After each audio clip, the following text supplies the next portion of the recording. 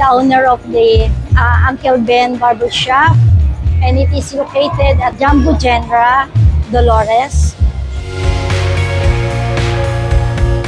Unang-una, napupunta ako ng Walter Mart, nakikita ko yung Uncle Ben, lagi siyang puno. Kasi galing ako sa business ng retailing eh. Parang retired na ako sa ganon. Nagtitinda ka personally. So nag-isip kami ng negosyo na, ito nga.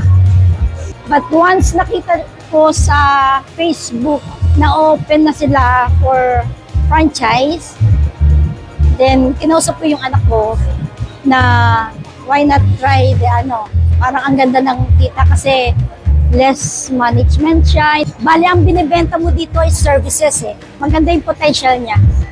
Maganda yung income niya. I'm Ms. Jenaline Co, the president of Uncle Ben Barbershop Corporation.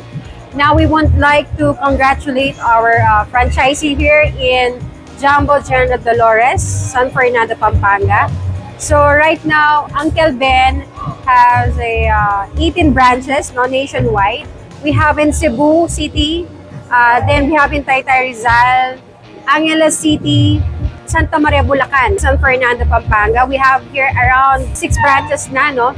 And we have a lot of branches na bubuksan pa across our Metro Manila.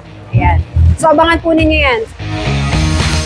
Here at Uncle Ben, we have our kids' haircut services. We also have a dry back massage. We also have the perming na. Meron na rin kaming perming services. So sa mga gusto magpa-open look dyan, you can visit us here at Uncle Ben Barbershop.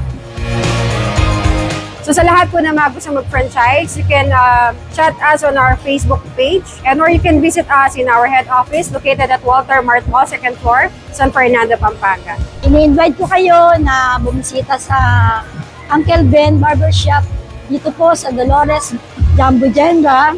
Gusto nyo ng maayos na serbisyo, magandang gupit, gusto nyo magpagwapo, dito lang po. Punta po kayo dito.